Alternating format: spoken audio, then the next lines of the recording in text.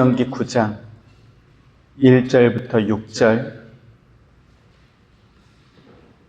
신명기 9장 1절부터 6절 한 절씩 교독합니다.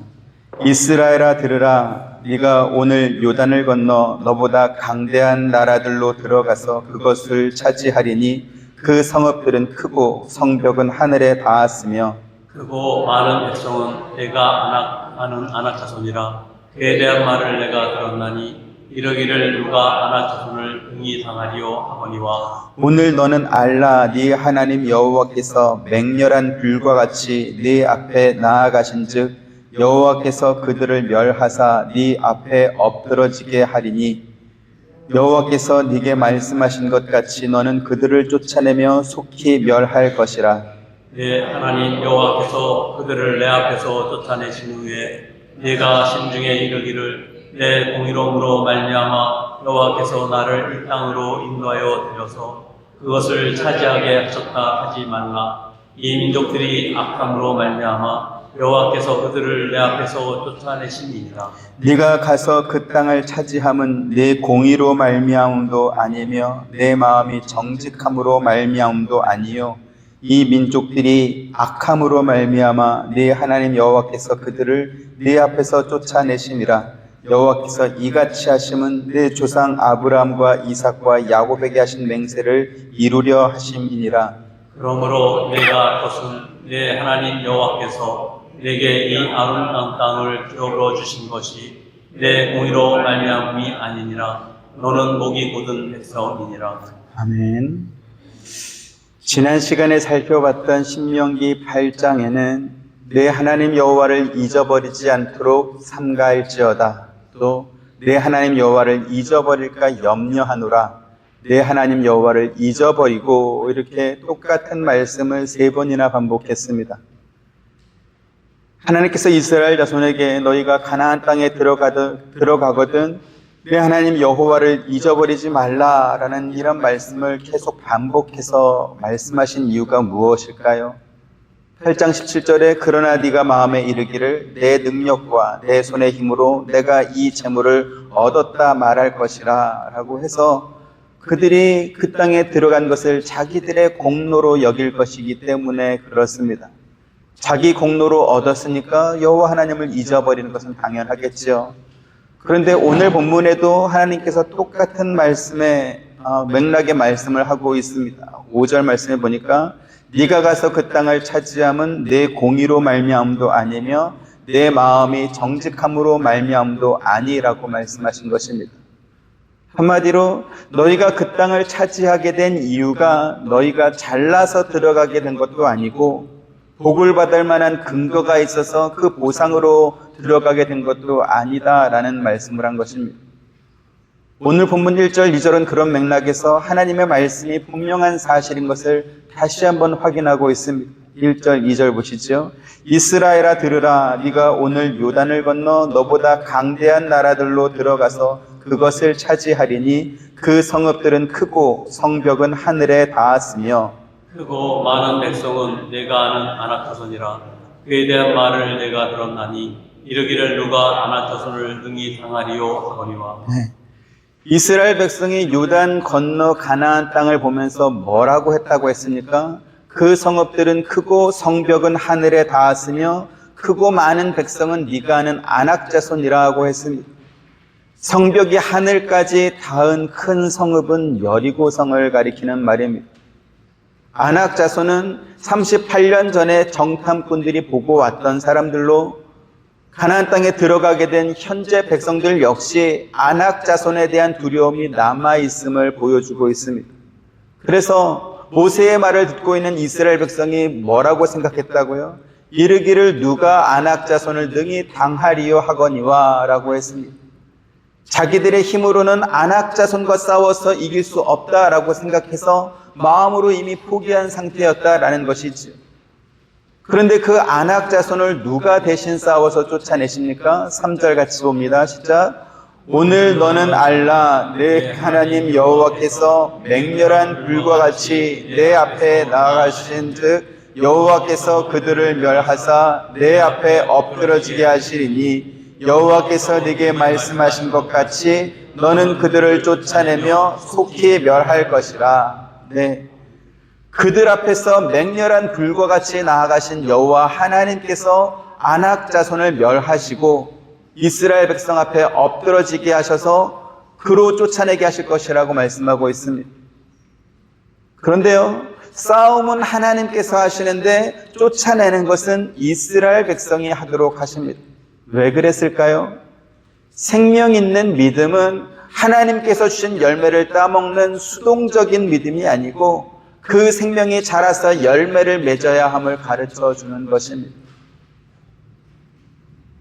구약성경 여호수아에는 이스라엘 백성이 여호수아의 인도를 따라서 여리고성부터 시작해서 가나안 모든 족속을 물리치고 그 땅을 자기들의 기업으로 분배받는 내용이 나옵니다. 이스라엘 백성이 여리고성을 무너뜨릴 때 폭탄을 사용해서 터뜨려서 무너뜨린 것이 아니고요, 낙하산을 타고 성 안에 들어가서 성문을 열고 들어간 것이 아니었습니다. 그들은 하나님 말씀대로 매일 한 바퀴씩 성 주변을 행군한 것밖에 없습니다. 여호수아 6장 15절, 16절, 20절 같이 봅니다. 일곱째 날 새벽에 그들이 일찍이 일어나서 전과 같은 방식으로 그 성을 7번 도니 그 성을 7번 돌기는 그날뿐이었더라. 7번째 제사장들이 나팔을 불 때에 여호수아가 백성에게 이르되 외치라. 여호와께서 너희에게 이 성을 주셨느니라. 같이 이에 백성은 외치고 제사장들은 나팔을 불매 백성이 나팔 소리를 들을 때에 크게 소리질러 외치니 성벽이 무너져 내린지라. 백성이 각기 앞으로 나아가 그 성에 들어가서 그 성을 점령하고. 네. 7째 되는 날을 새벽에 그들이 여리고성을 7번 돌고 백성들은 제사장들이 부는 나팔 소리에 맞춰서 큰 소리로 외쳤습니다. 그런데 그렇게 했기 때문에 여리고성이 무너진 것은 아닙니다. 성을 무너뜨리는 것이 그렇게 쉽다면 고대 나라마다 도시마다 그렇게 힘들여서 성을 지을 이유가 없습니다. 그렇지 않습니까? 중국은 진나라 시황 때 6,300km나 되는 만리장성을 쌓았습니다. 만리면 사실은 그 6,300km가 한 4,000km 되니까 한 15,000리, 16,000리 정도 될 것입니다. 그렇죠? 또 서기 645년에는 고구려를 침공한 당나라 군대에 맞서기 위해서 그 고구려의 안시성이라고 있었습니다. 현재는 중국 야오닝성에 있는 안시성인데 그 당나라 황제가 안시성을 포위하고 2달이나 공격했지만 그러나 끝내 성공하지 못하고 막아낸 전쟁이 있습니다. 그래서 안시성 전투는 을지문덕의 살수 대첩과 함께 중국의 침략을 막아낸 고구려의 위상을 보여주는 그러한 대표적인 전투로 알려지기도 했습니다. 이처럼 고대의 사람들이 견고하게 성을 쌓은 이유가 뭡니까? 외부의 침략으로부터 도시를 방어하는 것이 그만큼 유리했기 때문에 높게 그리고 견고하게 성을 쌓았던 것이지.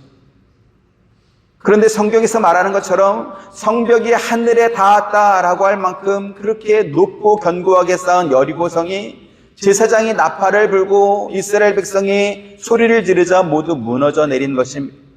그러면 그렇게 무너진 것이 나팔 소리가 너무 크고 사람들이 외치는 그 목소리가 너무 커서 그래서 무너진 것입니까? 만약에 돌로 쌓은 성벽이 그렇게 무너졌다면 그 소리를 지른 이스라엘 백성들의 고막도 다 터져버렸을 것입니다. 그게 원인이 아니라는 것이죠.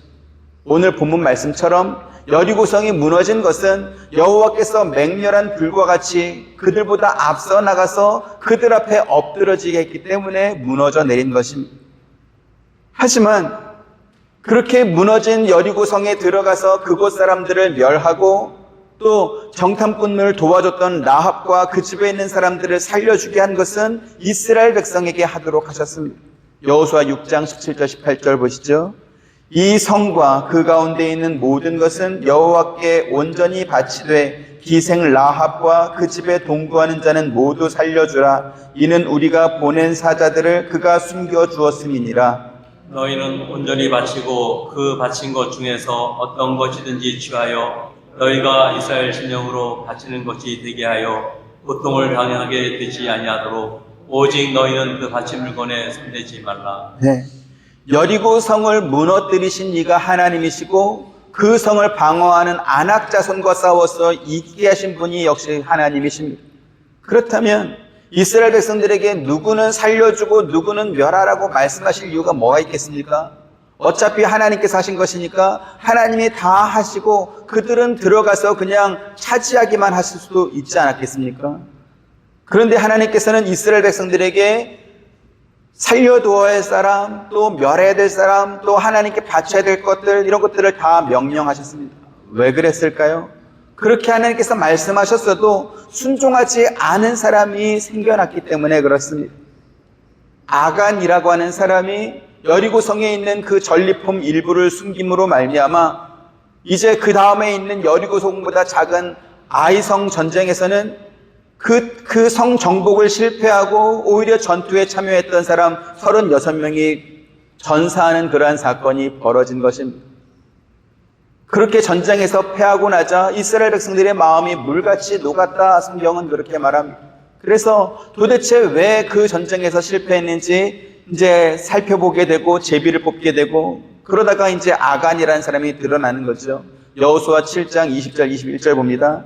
아간이 여호수아에게 대답하여 이르되 참으로 나는 이스라엘의 하나님 여호와께 범죄하여 이러이러하게 행하였나이다. 내가 노력한 물건 중에 신할 산의 아름다운 외투 한 벌과 은 200세겔과 그 무게가 50세겔 되는 금덩이 하나를 보고 탐내어 가졌나이다.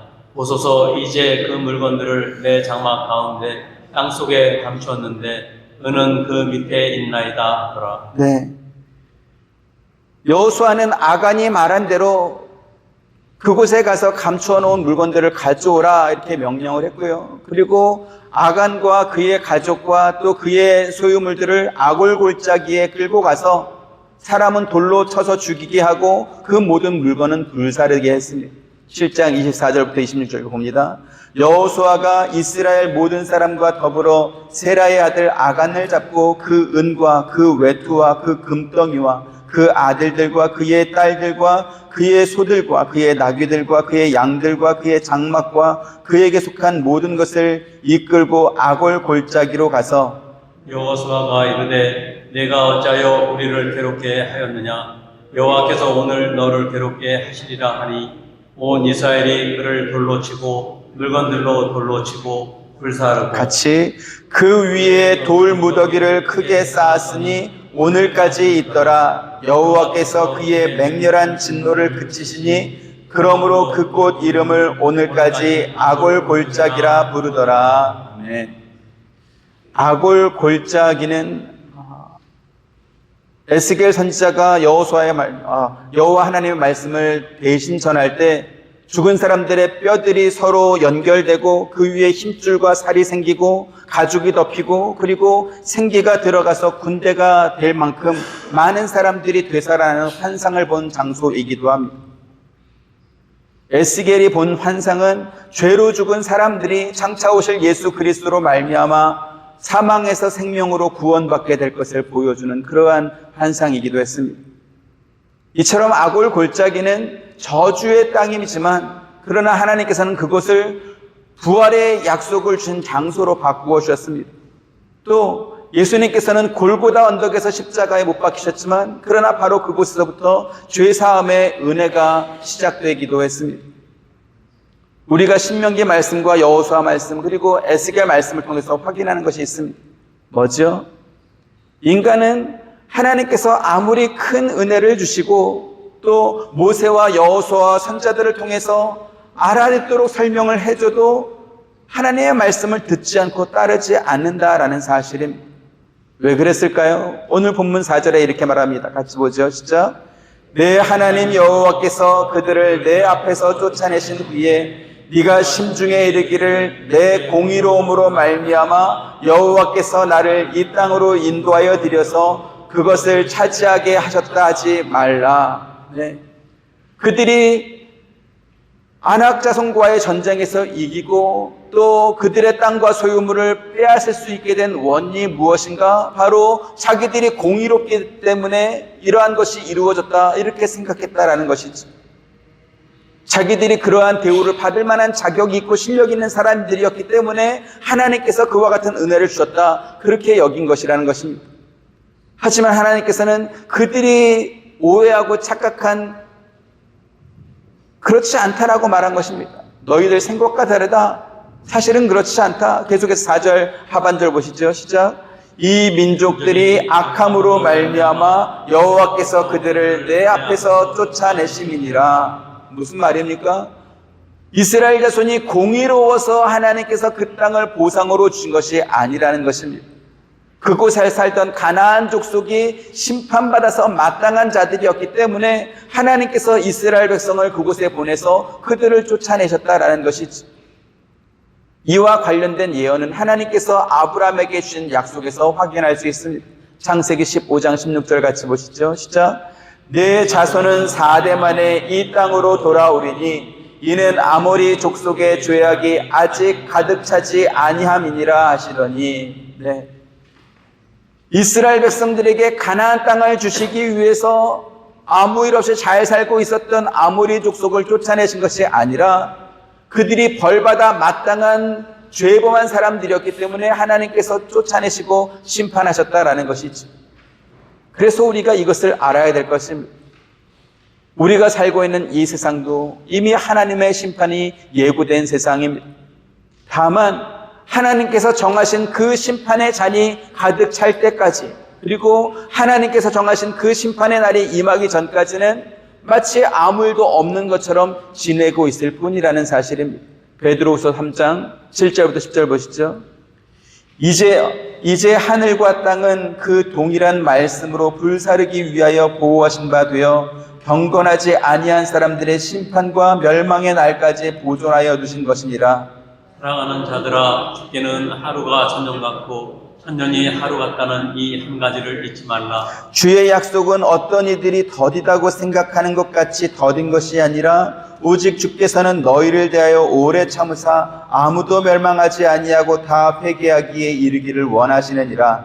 그러나 주의 날이 도둑같이 오리니 그날에는 하늘이 큰 소리로 떠나가고 물들이 뜨거운 불에 풀어지고 땅과 그 중에 있는 모든 일이 드러나리로다. 네, 하나님께서 심판하시는 주의 날이 도둑같이 오리니라고 했습니다. 그러면 하나님께서 심판하시는 그날은 왜 이렇게 더디 오는 것일까요? 성경 말씀처럼 하나님께서는 아무도 멸망하지 않고 다 회개하여 구원 얻기를 원하시기 때문에 그렇습니다. 하지만 사람들은 그렇게 생각하지 않는 것입니다. 아모리 족속처럼 심판이 예비되어 있는 그 사람들은 자기들이 가고 있는 그 죄의 길에서 떠날 생각을 하지 않고 있고 오히려 그 심판의 잔을 죄로 더욱더 채우며 살고 있는 것입니다. 반대로 가나안 땅을 차지한 이스라엘 백성들처럼 하나님의 은혜를 받은 사람은 또 이렇게 생각하는 것입니다.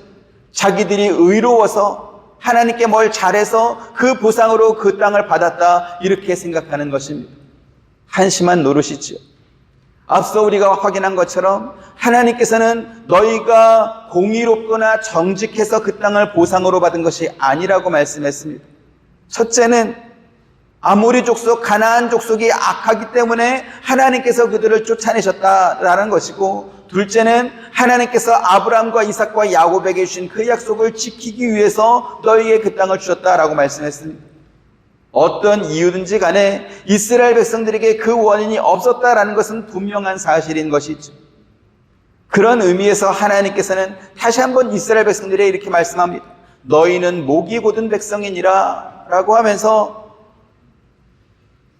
너희가 하나님 앞에 목이 곧고 교만하고 뻣뻣한 그러한 족속인데 너희가 무슨 공로가 있어서 그 땅을 받겠냐라고 말씀하는 것이죠. 놀랍고 두려운 그러한 경고입니다. 그들이 뭘 잘해서 보상으로 그 땅을 받은 것이 아니고 너희보다 먼저 살던 가나안 족속이 죄를 범해서 그래서 하나님의 진노의 잔이 채워졌기 때문에 너희를 보내서 그들을 쫓아내고 그 땅을 너희에게 주었으니 이제 너희는 그 가나안 족속처럼 아모리 족속처럼 살면 안 된다. 너희는 내 말을 잘 듣고 기억하고 순종하며 살라, 이 말씀을 하시는 것이지. 그 내용이 무엇입니까? 그들처럼 우상을 섬기지 말라라는 것이고, 너희가 하나님의 백성이 되었으니까 하나님께서 주신 계명과 규례와 법도를 지키며 살라고 말씀하는 것입니다. 그들이 가나안 땅에 들어가 살게 된 이유는 없지만 그러나 그곳에 들어가 사는 자의 책임은 있다라는 그런 말씀인 것입니다. 그리고 이 원리는 오늘날 신앙생활하는 우리에게도 똑같이 적용되는 그러한 내용이기도 합니다. 기독교 신앙을 가진 사람들이 제일 이해하지 못하는 내용이 바로 이것이기도 합니다. 우리 성도들이 어떻게 구원받은 것입니까? 전지전능하신 하나님께서 내가 예수님을 믿을 것을 미리 아시고 나를 선택해서 구원받았다라고 하는 예지예정론을 말을 합니다. 감리교단과 성결교, 루터교, 순복음교단, 안식교 등이 이 예지예정론을 믿고 따릅니다. 그런가 하면 하나님께서 보내시는 예수님을 내가 믿어서 구원받았다라고 하는 신인협력론을 말하기도 합니다. 앞서 말씀드린 교단들에 더해서 동방정교회와 제세례파 침례교단들이 또 이 주장에 동의합니다. 그런가 하면 로마 카톨릭은 하나님께서 예수님을 보내주었긴 했지만 그것만으로 충분하지 않고 인간이 자기의 자유의지와 또 신앙과 또 선행과 여러 가지 협력을 통해서 구원이 점진적으로 완성된다라고 하는 점진적 구원론을 주장합니다. 예지예정론이나 신인협력론이나 그리고 점진적 구원론이라고 이렇게 해서 여러 가지 말씀을 드렸지만 큰 틀에서 그 모든 내용들은 같은 이야기를 하고 있습니다. 뭡니까? 내가 구원받은 것은 그럴 만한 이유가 나에게 있기 때문에 구원받게 된 것이다 라고 말하는 것이죠. 내가 남들보다 믿음이 더 좋아서 혹은 남들보다 내가 더 성실하기 때문에 또는 내가 더 착하게 살았기 때문에 나에게 잘난 무언가가 있었기 때문에 하나님께서 그러한 나를 선택해서 그래서 자기 백성으로 삼고 구원했다 이렇게 생각하는 것입니다. 그런데 성경은 그렇게 말하지 않습니다. 우리가 구원받게 된 것이 우리 안에 있는 어떤 선한 마음이나 신실한 믿음이나 혹은 우리가 행한 어떤 좋은 일의 보상으로 우리에게 구원을 준 것이 아니라고 말하는 것이지. 에베소 2장 8절 9절 봅니다. 너희는 그 은혜에 의하여 믿음으로 말미암아 구원을 받았으니 이것은 너희에게서 난 것이 아니요 하나님의 선물이라. 행위에서 난 것이 아니니 이는 누구든지 자랑하지 못하게 함이라. 아멘. 구원은 하나님께서 선물로 주신 것이지 인간의 행위로 구원받은 것이 아니라고 분명히 말씀하고 있습니다. 왜요? 우리가 무엇 때문에 구원받았다 이렇게 자랑하지 못하게 하기 위해서 선물로 주셨다라는 것이지. 그러나 은혜로 우리가 구원받았다고 했으니까 구원받은 이후로도 책임질 일이 하나도 없느냐? 그건 아니라는 것입니다. 그래서 이 둘의 차이를 우리가 분명히 알고 있어야 될 것입니다. 하나님께서 이스라엘 백성을 가나안 땅에 들여보내시는 것은 하나님께서 저들에게 은혜를 베푼 것이지 저들이 뭔가 잘해서 그 땅을 보상으로 준 것이 아니라고 말씀드렸습니다. 하지만 그들에게 젖과 꿀이 흐르는 좋은 땅을 주셔서 그들로 살게 하신 것은 그들 앞에 살던 가나안 족속과 다르게 살라고 그 땅을 주신 것입니다. 가나안 족속이 죄를 범해서 그래서 하나님의 진노의 잔이 채워져서 이스라엘 백성들을 들여보내서 그들을 쫓아내셨는데 이스라엘 백성들도 똑같이 죄를 범하고 하나님의 진노의 잔을 채우고 있으면 이스라엘 백성이니까 내버려 두겠습니까? 그들도 쫓아내야 되는 것이지. 그에 관한 내용은 이제 뒤에 또 나옵니다. 이스라엘 백성에게 아무 이유가 없고 조건이나 자격도 갖춘 것이 없는데 왜 그 좋은 땅을 그들에게 준 것이냐? 왜 이스라엘 백성들만 특별 대우한 것이냐? 그것은 하나님께서 그들을 당신의 제사장 나라와 거룩한 백성으로 삼으셨기 때문에 그렇다라고 성경은 말씀합니다. 출애굽기 19장 6절 같이 보시죠. 시작. 너희가 내게 대하여 제사장 나라가 되며 거룩한 백성이 되리라. 너는 이 말을 이스라엘 자손에게 전달할지니라. 네, 이스라엘 백성이 받았던 이 말은 오늘날 신약 시대를 사는 우리들에게도 똑같이 주신 말씀이기도 합니다. 베드로전서 2장 9절 똑같이 보시죠. 시작. 그러나 너희는 택하신 족속이요 왕 같은 제사장들이요 거룩한 나라요 그의 소유가 된 백성이니 이는 너희를 어두운 데서 불러내어 그의 기이한 빛에 들어가게 하신 이의 아름다운 덕을 선포하게 하려 하심이라. 아멘. 기독교 신앙은 무엇입니까? 내가 하나님을 믿어주고 내가 예수님을 믿어줬으니까 하나님도 내가 원하는 것을 주십시오. 이것은 기독교 신앙이 아닙니다. 하나님께서 우리를 당신의 소유물로 삼으시고 당신 나라의 거룩한 제사장으로 삼아주셨으니까 이제 우리는 그에 합당한 삶을 살아내는 것, 그것이 바로 기독교 신앙이라는 것입니다. 우리가 구원받은 것은 복된 것입니다. 우리가 하나님의 자녀와 성도라는 이름을 받은 것 자체가 우리에게 영광이고 그 무엇과도 바꿀 수 없는 특권이라는 뜻입니다. 해마다 9월이 되면 한국 프로야구 연맹에서 주관하는 신인 드래프트라는 것이 열립니다. 고등학교나 대학교 혹은 사회인 야구팀에서 야구 선수로 활동하는 사람들이 한국 프로야구 구단 10개 구단에 이제 정식 선수가 되기 위해서 신청을 하고 그리고 구단에서는 자기들이 원하는 선수들을 뽑는 아주 대단히 큰 행사입니다. 해마다 지원자 수가 차이가 있긴 하지만 보통 1000명이 넘는 선수들이 신청을 하고 그 중에 팀당 11명씩 그래서 110명이 선수로 이렇게 받아집니다. 작년 같은 경우에는 1300명 가까이 돼서 대단히 많은 사람들이 신청했다 또 이렇게 알려져 있습니다. 1000명이 넘는 사람 중에서 오직 110명이 이제 선수가 되니까 약 10% 정도만 선수가 되는 것입니다. 하지만 그렇다고 해서 그 사람들이 다 주전 선수가 되냐? 그것은 아닙니다. 11명 뽑은 중에서 3명만 정식 선수로 등록을 하고 나머지 8명은 육성 선수라고 그래가지고 이렇게 인턴 사원처럼 그렇게 뽑는 것입니다. 그래서 그 신인 드래프트에서 떨어진 고등학생이나 대학생 야구 선수들은 뭐 상급 학교에 진학을 하거나 아니면 사회인 야구팀에 들어가서 다음 드래프트를 기다리거나 아니면 선수로의 어떤 진로를 바꾸기도 합니다. 자, 그러면 정식 선수가 된 사람들은 즉시 주전 선수가 될 수 있을까요? 팀마다 3명씩 그 정식 선수로 등록을 해주지만 그래서 30명 중에서 그 해 주전 선수가 되는 사람은 3손가락, 4손가락 안에 꼽을 만큼 그렇게 적습니다. 왜냐하면 그 전에 있는 선수들이 실력이 더 좋기 때문에 그렇죠. 그래서 뽑혔지만 정식 선수가 되지 못한 사람, 뽑혔지만 주전 선수가 되지 못한 사람들은 이제 육성군 2군에 가서 자기의 실력을 증명해야 되는 그러한 일이 남은 것이죠.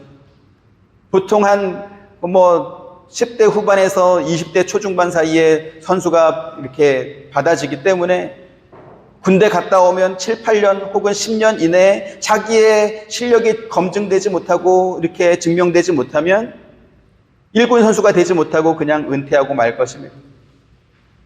실력 없는 사람을 10년 넘도록 그렇게 월급 줘가면서 유망주로 키우는 그러한 구단이 전혀 없기 때문에 그렇지. 하지만 그렇다 할지라도 그렇게 지명받은 사람은 지명받지 못한 90% 다른 선수들에 비해서는 큰 기회를 얻은 것입니다. 그래서 그것 자체를 귀하게 여기고 열심히 자기 실력을 정진해 나아가겠지. 지금 이러한 말씀을 길게 드린 이유가 뭡니까? 우리가 하나님의 은혜로 구원받은 것이 우리에게 얼마나 큰 은혜이고 특권인지 모르는 성도들이 너무나 많기 때문에 그렇습니다. 프로야구 선수가 되겠다고 드래프트에 신청한 그러한 선수들은 그래도 자기가 소속한 그 학교나 혹은 야구팀에서 실력이 검증된 어느 정도 기록이 있는 그러한 사람들입니다. 그런데 우리가 구원받은 것은 어떻습니까? 에베소서 말씀처럼 우리의 실력이 검증되고 증명돼서 그래서 구원받은 것이 아니고 하나님께서 은혜로 우리를 구원받은 것 아니겠습니까? 그렇다면 그 귀한 은혜와 그 귀한 특권을 받았으니까 그에 합당한 삶을 살아내야 될 것입니다. 그러나 성경의 역사를 보면 그렇지 않습니다. 은혜 받은 자가 그에 걸맞는 삶을 살 때가 별로 없습니다. 오히려 은혜를 베푸신 하나님의 은혜, 그 이름을 욕되게 하는 그러한 삶을 살았던 것이죠. 에스겔 36장 20절 21절 봅니다. 그들이 이른 바 그 여러 나라에서 내 거룩한 이름이 그들로 말미암아 더러워졌나니 곧 사람들이 그들을 가리켜 이르기를 이들은 여호와의 백성이라도 여호와의 땅에서 떠난 자라 하였음이라. 그러나 이스라엘 족속이 들어간 그 여러 나라에서 더럽힌 내 거룩한 이름을 내가 아꼈노라. 네, 하나님께서 이스라엘 백성을 가나안 땅에서 쫓아내셨습니다. 앞서도 말씀드렸죠. 왜 아모리 족속과 가나안 족속이 그 땅에서 쫓겨나야 됐습니까? 그들의 죄와 악이 가득해서 하나님께서 이스라엘 백성들을 그 땅으로 들여보내신 것입니다. 왜요? 너희는 가나안 족속처럼 아모리 족속처럼 살지 말고 거룩한 내 백성을 살라고 들여보낸 것입니다. 그런데 이스라엘 백성이 가나안 족속과 똑같이 우상을 섬기고 죄를 범하니까 어떻게 합니까? 그들도 쫓아내야지. 그래서 아수르의 포로가 되고 바벨론의 포로가 되어서 그 나라가 들어가서 살게 만든 것입니다. 아모리 족속과 가나안 족속이 심판받은 것처럼 이스라엘 백성도 하나님의 심판을 받은 것이죠. 그런데 그렇게 하나님께서 이스라엘 백성들에게 벌을 줬더니 이방 나라 민족과 그 사람들이 어떻게 생각하는가? 야, 이스라엘이 믿는 여호와 하나님 참 별것 아니다. 자기 백성들조차도 지키지 못하는 실력 없는 신이다. 이렇게 생각한 것입니다. 그래서 하나님께서 어떻게 하기로 했다고요? 내 이름의 명예를 지키기 위해서 내가 내 백성을 다시 회복시키겠다. 이렇게 하신 것입니다. 포로로 붙잡혀간 이스라엘 백성들이 하나님께 회개를 하고 다시는 죄를 범하지 않겠습니다. 이렇게 하나님과 약속을 하고 그래서 우리가 뭔가 변했습니다라는 증거로 어떤 기특하고 좋은 일을 해가지고 그래서 돌아오는 것이 아니라는 것입니다. 계속해서 22절 23절 또 봅니다. 그러므로 너는 이스라엘 족속에게 이르기를 주 여호와께서 이같이 말씀하시기를 이스라엘 족속아 내가 이렇게 행함은 너희를 위함이 아니요 너희가 들어간 그 여러 나라에서 더럽힌 나의 거룩한 이름을 위함이라. 여러 나라 가운데서 더럽혀진 이름 곧 너희가 그들 가운데서 더럽힌 나의 큰 이름을 내가 거룩하게 할지라. 내가 그들의 눈앞에서 너희로 말미암아 나의 거룩함을 나타내리니 내가 여호와인 줄을 여러 나라 사람이 알리라. 주 여호와의 말씀이니라. 네. 이스라엘 백성이 붙잡혀간 바벨론에서 돌아오게 된 것은 여러 나라에서 더럽혀진 하나님의 거룩한 이름을 하나님 당신 스스로 거룩하게 여겨서 그것을 회복하기 위해서 이스라엘 백성들을 돌아오게 하겠다라는 것입니다. 그런데 죄의 범에서 포로로 끌려간 그 이스라엘 백성을 그들이 아무것도 한 일이 없는데 다시 원래 가나안 땅으로 되돌아오게 하면 그들이 또 죄를 범하지 않겠습니까? 그래서 하나님께서는 죄 범한 그들에게 맑은 물을 뿌려서 정결하게 씻겨주고 또 새 영과 새 마음을 그들에게 주어서 마음으로부터 변화하게 하겠다. 그것도 하나님께서 하시겠다. 이렇게 말씀합니다. 계속해서 24절부터 28절. 내가 너희를 여러 나라 가운데서 인도하여 내고 여러 민족 가운데서 모아 데리고 고국 땅에 들어가서 맑은 물을 너희에게 뿌려서 너희로 정결하게 하되 곧 너희 모든 더러운 곳에서와 모든 우상 숭배에서 너희를 정결하게 할 것이며 또 새 영을 너희 속에 두고 새 마음을 너희에게 주되 너희 육신에서 굳은 마음을 제거하고 부드러운 마음을 줄 것이며 또 내 영을 너희 속에 두어 너희로 내 율례를 행하게 하리니 너희가 내 규례를 지켜 행할지라. 같이 내가 너희 조상들에게 준 땅에서 너희가 거주하면서 내 백성이 되고 나는 너희 하나님이 되리라. 아멘. 에스겔 선지자를 통해서 주신 말씀과 오늘 우리가 읽은 본문이 똑같이 강조하는 것이 있습니다. 뭡니까? 이스라엘 백성들이 가나안 땅에 들어가는 것이나 포로로 붙잡혀갔던 그들 나라에서 다시 가나안 땅으로 되돌아오게 되는 것이나 그들이 하나님께 뭘 잘해가지고 이루어진 것은 없습니다. 하나님께서 당신의 이름으로 약속하신 것을 지키기 위해서 그들을 가나안 땅에 들여보냈던 것이고 또 이방 민족으로부터 더럽혀진 당신의 이름을, 당신의 명예를 당신 스스로 회복하기 위해서 그들을 다시 가나안 땅으로 데려오시겠다라는 것이죠. 자, 그러면 이제 그들은 돌아와서 어떻게 살아야 되겠습니까? 다른 민족보다 그들을 더 사랑하시고 먼저 사랑해 주신 그 이유를 깨닫고 하나님의 백성답게 하나님 나라의 거룩한 제사장답게 그들은 살아야 될 것입니다. 그들이 가나안 땅에 들어가게 된 것은 먹고 마시고 즐기려고 들어가는 것이 아니라는 것입니다. 하나님 나라의 제사장을 맡은 그 책임을 다하기 위해서 그들이 들어가는 것이라는 것입니다. 그들이 가나안 땅에 들어가는 것은 그들에게 복이고 영광이고 또 풍요로움일 것입니다. 신명기 8장 7절부터 9절 내 하나님 여호와께서 너를 아름다운 땅에 이르게 하시나니 그곳은 골짜기든지 산지든지 시내와 분천과 샘이 흐르고 밀과 보리의 소산지요 포도와 무화과와 석류와 감람나무 꿀의 소산지라. 같이 네가 먹을 것에 모자람이 없고 네게 아무 부족함이 없는 땅이며 그 땅의 돌은 철이요 산에서는 동을 캘 것이라. 우리가 지도를 보면 확인할 수 있는 것처럼 중동 지역의 땅들은 이스라엘 영토에서 조금만 벗어나도 사람이 살 수 없는 모래사막이 훨씬 많습니다. 오죽하면 사우디아라비아는 2,000조 원의 돈을 들여서 사막 위에다가 서울 면적의 44배 정도 되는 네옴시티를 만들겠다 그렇게 공포했을까요? 또 아랍에미레이트는 두바이 바다 위에 인공섬을 만들고 그 위에다가 호텔과 쇼핑몰과 빌라 같은 것들을 건축해가지고 세계적인 관광지로 만들어 놓았습니다. 하나님께서 이스라엘 백성들에게 준 땅처럼 어디든지 시냇물과 연못이 있고 산골짜기에도 샘물이 흘러 넘친다면 사막이나 바다 위에다가 도시를 만들 이유가 전혀 없을 것입니다. 밀과 보리와 각종 가실나무와 또 꿀의 소산지이고 그래서 먹을 것이 전혀 부족한 것이 하나도 없고 철이 돌처럼 흔하고 땅을 파면 동이 구리가 나오는 그러한 곳이라고 한다면 양식을 얻기 위해서 혹은 자원을 얻기 위해서 목숨 걸고 다른 나라와 전쟁할 이유가 없을 것입니다. 그래서 그들 자신조차도 그곳에서 많은 부를 이루었기 때문에 8장 17절에 내 능력과 내 손의 힘으로 내가 이 재물을 얻었다 말할 것이라 그렇게 그들 스스로도 그 땅이 너무나 좋은 땅이라는 것을 인정하지 않습니까? 지금 말씀드리는 것은 이스라엘 백성들이 거주하게 된 그 가나안 땅은 이미 하나님께서 그들에게 넘치도록 복을 주신 그러한 땅이었다라는 사실입니다. 그러니 이제 그들은 무엇을 하며 살아야 되겠습니까? 하나님께서 그들에게 원하시는 것은 거룩하신 하나님처럼 그들도 거룩함을 지키며 살라고 말씀하는 것입니다. 다른 어떤 것을 그들에게 요구하지 않았습니다. 레위기 19장 1절부터 4절 보죠. 여호와께서 모세에게 말씀하여 이르시되 너는 이스라엘 자손의 온 회중에게 말하여 이르라.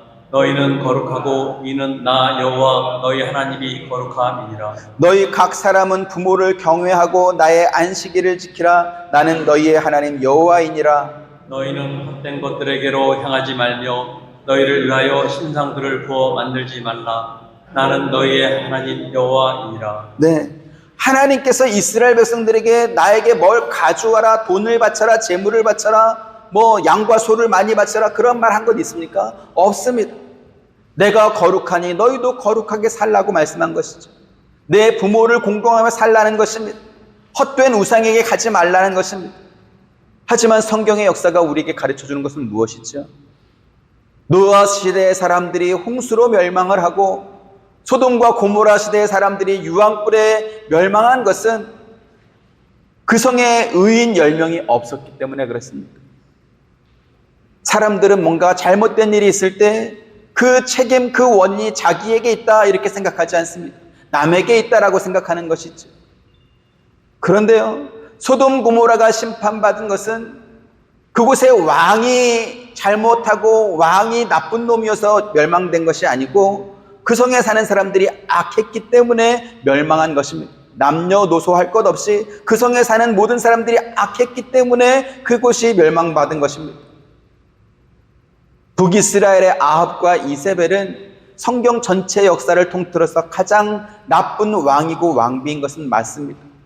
하지만 그들 못지않게 그 시대에 살았던, 그 땅에 살았던 사람들도 죄악으로 가득해서 하나님을 믿지 않은 그러한 사람들이었습니다. 엘리야 선자가 바알과 아세라 선자 850명을 갈멜산 위로 불러서, 그래서 그곳에서 기도 대결을 하죠. 너희가 믿는 우상이 참신인지, 내가 믿는 하나님이 참신인지 한번 겨루어보자. 그래서 기도 대결을 합니다. 그리고 그 대결을 보기 위해서 이스라엘 백성들이 함께 그 자리를 지켜보았습니다. 그 전에 그날 그 땅에는 3년 6개월 동안 하나님께서 비를 내리지 않아서 기근이 심각했었죠. 그래서 기도 대결을 통해서 누가 이 땅에 비를 내릴 수 있는지 한번 증명해 보자 했던 것 아니겠습니까? 그런데 그것을 목격하고도 이스라엘 백성들은 침묵하고 끝내 하나님께 돌아오지 않았습니다. 열왕기상 18장 21절 보시죠. 시작. 엘리야가 모든 백성에게 가까이 나아가 이르되 너희가 어느 때까지 둘 사이에서 머뭇머뭇하려느냐? 여호와가 만일 하나님이면 그를 따르고 바알이 만일 하나님이면 그를 따를지니라 하니 백성이 말 한마디도 대답하지 아니하는지라. 네, 이스라엘 백성들은 하나님의 은혜를 충분히 받은 사람들 아닙니까? 그리고 그들이 죄를 범하고 우상을 섬겼을 때 하나님께서 어떻게 반응하시는지 목격하지 않았습니까? 심지어 수년 동안 비도 이슬도 내리지 않는 그러한 벌을 받고 있음에도 불구하고 그들은 하나님께로 돌아올 생각을 하지 않았습니다. 그들의 태도가 변하지 않았다라는 것이죠. 에스겔 말씀에서 하나님께서 죄 범한 이스라엘 백성들에게 맑은 물을 뿌려서 정결하게 씻기고 또 새 영과 새 마음을 그들에게 주어 변화하도록 하겠다라고 말씀했습니다. 하나님께서 그렇게 하시는 이유는 뭡니까? 이방 민족으로부터 당신의 이름이 더럽혀지는 것을 막고 당신의 영광을 스스로 지키기 위해서 그렇게 하시겠다라는 것입니다. 자녀가 잘못한 것은 부모가 잘못한 것과 같습니다. 자녀가 수치스럽게 되는 것은 그 부모도 똑같이 수치를 당하는 것입니다. 하나님께서는 그 꼴은 보지 않겠다라는 것이죠. 하나님은 우리가 잘하면 상을 주고 잘못하면 버려버리는 그러한 분이 아니라는 것입니다. 자녀가 잘못해서 수치를 당하지만 그래서 그 수치를 부모가 당하는 것이 아니고 부모가 그것을 역전해서 자녀를 영광스럽게 함으로 말미암아 내 영광을 드러나겠다라는 것입니다. 구약 이스라엘의 역사가 보여주는 것처럼 그들이 어느 한때 어느 한 시절이라도 하나님 앞에 온전한 순종과 온전한 충성을 바친 적이 없습니다. 그럼에도 불구하고 하나님께서는 그들을 내버리지 않았다라는 것이죠. 오히려 당신의 이름의 명예를 걸고 그들을 지켜주시고 그들을 회복시켜 주심으로 말미암아 하나님께서 당신의 이름을 지키시고 그리고 당신의 아들까지 보내서 끝까지 그들을 사랑하시고 끝까지 그들을 책임지셨다라는 것입니다. 그리고 그 사랑과 또 그 은혜를 오늘 저와 여러분이 받고 있음을 기억하시길 바랍니다. 기독교 신앙은 우리가 하나님께 기도해가지고 내가 원하는 뭔가를 받아내는 것, 그것으로 자기의 믿음을 확인하고 증명하는 그러한 것이 아닙니다. 하나님께서는 이미 모든 것을 넘치도록 풍성히 우리에게 주신 바가 있습니다. 하나님께서 완벽한 에덴 동산을 만드시고 그곳에 아담과 하와를 들여보내셨습니다. 젖과 꿀이 흐르는 가나안 땅을 하나님께서 이미 만들어 놓으시고 그 땅으로 이스라엘 백성들을 들여보냈습니다. 하지만 그들이 그곳에서 부족함을 느꼈죠. 그러면 그들이 부족함을 느낀 것은 그곳이 부족하고 모자라고 형편없는 곳이었기 때문에 그래서 부족함을 느낀 것입니까? 아닙니다. 혹은 하나님께서 그들에게 줘야 될 뭔가를 주지 않았기 때문에 그래서 모자람을 느낀 것입니까? 그것도 아닙니다. 바른 믿음은 뭐죠? 하나님께서 우리를 젖과 꿀이 흐르는 좋은 곳, 시냇물과 연못이 있고 철과 동이 가득하며 과일나무와 꿀이 가득한 곳, 그래서 부족함이 없는 곳으로 인도하셨다는 것을 믿는 것입니다. 그럼에도 불구하고 부족함을 느낀다. 그것은 하나님이 주지 않아서거나 혹은 그것이 모자라서가 아니고 나의 죄 때문에 그렇게 느끼는 것입니다. 마태복음 7장 11절 같이 보시죠. 시작. 너희가 악한 자라도 좋은 것으로 자식에게 줄 알거든 하물며 하늘에 계신 너희 아버지께서 구하는 자에게 좋은 것으로 주시지 않겠느냐. 누가복음 12장 28절 또 시작. 오늘 있다가 내일 아궁이에 던져지는 들풀도 하나님이 이렇게 입히시거든 하물며 너희일까 보냐. 믿음이 적은 자들아. 자녀가 하라는 공부는 안 하고 청바지가 없어서 공부 못해요. 가방이 낡아가지고 공부 못해요. 도시락이 마음에 안 들어서 공부 못해요. 이렇게 말하면 그게 말이 되겠습니까? 그럼 이제 부모 말하겠죠. 정말이냐? 그것 때문에 안 된다고? 그럼 내가 한번 사줘 볼게. 그 다음에 네가 잘하나 못하나 보자. 이러지 않겠습니까? 신명기 말씀이 바로 그것입니까? 오냐? 네가 다 해주겠다. 그 다음에 한번 보자. 그거 내가 다 해주고도 너희가 내 말을 지키는지 한번 살펴보겠다. 신명기 8장 2절부터 4절 보시죠.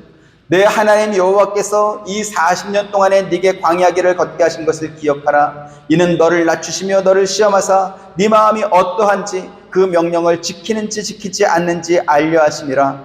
너를 낮추시며 너를 줄이게 하시며 또 너로 알지 못하며 내 조상들도 알지 못하던 만나를 내게 먹이신 것은 사람이 떡으로만 사는 것이 아니요 여호와의 입에서 나오는 모든 말씀으로 사는 줄을 내가 알게 하려 하심이니라. 같이 이 40년 동안에 내 의복이 헤어지지 아니하였고 내 발이 부르트지 아니하였느니라.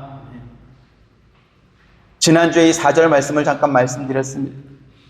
하나님께서 그들의 의복이 헤어지지 않고 그들의 발이 부르트지 않게 해주셨다라고 말하니까 그것만 해주셨다 이렇게 생각하는 분이 있기 때문에 그렇습니다. 그게 아니고 거기까지 하나님께서 신경 써주셨다라는 것입니다. 의복이 헤어지지 않고 발바닥이 부러뜨지 않고 무좀 걸리지 않도록 하나님께서 그것까지 세밀하게 신경 써서 복을 주셨다라는 것입니다. 우리가 해야 될 것은 뭡니까? 내 소원을 하나님께서 기도해서 받아내고 그것을 보고 기뻐하고 그것이 아니라는 것입니다. 청바지 사주면 좋아하고 가방 새 거 사주면 좋아하고 맛있는 반찬 넣은 도시락 주면 좋아하고 그게 아니라는 것이지. 하나님께서는 믿음을 지키며 사는 일에 실패한 이스라엘 백성이 주변 나라로부터 받는 그 비웃음을 자기의 명예가 훼손되는 것으로 여기셨습니다. 그래서 쟤들 때문에 창피하니까 쟤들 버려야지. 그게 아니고 당신의 이름의 명예를 지키기 위해서 그들을 회복시켰다는 것입니다. 이것이 중요합니다. 이스라엘 백성이 형편없이 실패했을 때에도 끝까지 그들을 책임져 주신 그 하나님의 큰 사랑과 오래 참으심을 우리에게 보여주시는 것이지. 그리고 오늘 저와 여러분에게도 똑같은 위로와 똑같은 어떤 기대를 주시는 것 아니겠습니까? 우리가 실패하고 우리가 잘못할지라도 하나님께서 우리를 지키고 책임진다라는 것을 성경을 통해서 보여주는 것이지. 그래서 다행이죠. 다행이니까 이제 마음 놓고 실패해도 되겠네요. 그겁니까? 그러지 말자라는 것입니다. 하나님의 명예와 그분의 이름의 거룩함을 드높일 수 있는 그러한 사람, 그러한 성도, 그러한 백성이 되어야 된다라는 것입니다. 어떻게 해요? 우리가 거룩하게 구별된 하나님의 백성답게 하나님 나라와 거룩한 제사장답게 그렇게 살아내는 것으로 하나님의 명예와 이름을 높여드려야 될 것입니다. 저와 여러분, 우리 한빛 장로교회가 하나님의 자녀와 백성이 되었다는 그 사실을 영광스럽게 여기고 그 복됨과 은혜의 풍성함을 누리면서 감사한 생활을 하고 그에 합당한 삶을 살아낼 수 있기를 주님의 이름으로 축원드립니다. 아멘. 은혜로우신 아버지 하나님, 하나님은 참으로 선하시고 하나님의 사랑은 너무나 큽니다. 당신의 백성이 형편없이 실패하고 나락으로 떨어질 때조차도 하나님께서는 당신의 이름의 명예를 지키기 위해서 그들을 원래의 자리로 회복시키시는 것을 성경을 통해서 우리에게 가르쳐 주시니 감사합니다. 이 큰 사랑을 우리가 받았사오니 하나님의 자녀답게 백성답게 하나님 나라의 거룩한 제사장답게 우리가 믿음을 지키며 잘 살아낼 수 있도록 하나님께서 우리의 삶을 늘 관찰해 주시고 또 우리를 바른 길로 인도해 주셔서 그 영광의 자리에까지 이룰 수 있도록 하나님께서 은혜 더하여 주옵소서. 예수님의 이름으로 기도드립니다. 아멘. 지금은 우리 주 예수 그리스도의 은혜와 하나님의 크신 사랑과 보혜사 성령님의 감화감동 교통하심이 주의 말씀을 듣고 주의 자녀답게 살길 원하는 사랑하는 모든 성도님들의 머리 위에와 가정과 생업과 하시는 모든 일들 가운데 지금부터 영원토록 함께 있기를 축원하옵나이다. 아멘.